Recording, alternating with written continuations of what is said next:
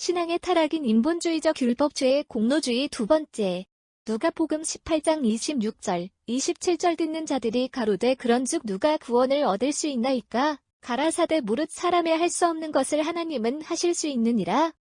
신본주의가 가장 지켜져야 할 분야가 구원에 대한 것인데 사람들이 율법 행위를 구원의 길로 여길 때 신앙은 인본주의적 율법주의 행위주의 혹은 공로주의로 타락합니다. 한 부자 관료가 예수님께 찾아와 내가 무엇을 하여야 영생을 얻으리까라고 물었습니다. 누가복음 18장 18절. 이 질문은 다른 율법사가 예수님께 질문했던 것과 동일한 것입니다. 누가복음 10장 25절. 이 질문에 예수님께서는 십계명을 지키라고 하셨습니다. 그러자 젊은 부자 관료는 자신만만하여 그것들은 내가 어려서부터 다 지키었나이다 라고 대답을 했습니다. 그는 율법을 행하는 것이 영생을 얻는 길이라고 생각하고 철저히 율법을 지켜왔던 사람이었습니다.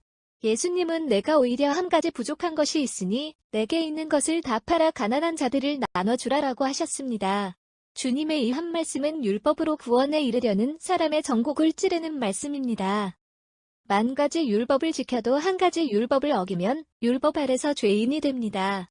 야고보서 2장 10절은 누구든지 온 율법을 지키다가 그 하나에 거치면 모두 범한 자가 되나니라고 했습니다. 그런데다 주님은 율법의 정신인 이웃 사랑에 대해 언급하시면서 부자 관료가 진정한 의미의 율법을 지켜오지 못했음을 지적하셨습니다. 결국 부자 관료는 부자였기에 근심하며 주님을 떠났습니다.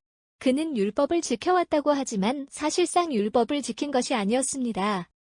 그가 떠난 후 주님께서 재산이 있는 자는 하나님의 나라에 들어가기가 어떻게 어려운지 약대가 바늘귀로 들어가는 것이 부자가 하나님의 나라에 들어가는 것보다 쉬운 일이라고 말씀하셨습니다. 그러자 이제는 제자들이 놀라서 그러면 도대체 누가 구원을 얻을 수 있습니까? 라고 질문했습니다. 예수님께서는 무릇 사람의 수 없는 것을 하나님은 하실 수 있는 이라라고 결론을 내리셨습니다. 영생을 얻을 수 있는 길에 대한 주님의 답은 사람이 율법을 지키는 것도 아니고 사람이 가지는 부유함도 아니고 인간이 무엇을 하여 얻을 수 있는 것도 아닙니다. 사람으로는 할 수 없습니다. 반대로 하나님께서만이 구원을 주실 수 있습니다. 인간의 어떤 행위나 어떤 공로로 구원을 취할 수 있다는 생각이 인본주의적 신앙 타락입니다. 구원에 있어서 인간의 전적 부패와 무능은 단순히 켈빈이 만든 교리가 아닙니다. 그것은 예수님과 사도 바울과 전체 성경이 가르치는 진리입니다.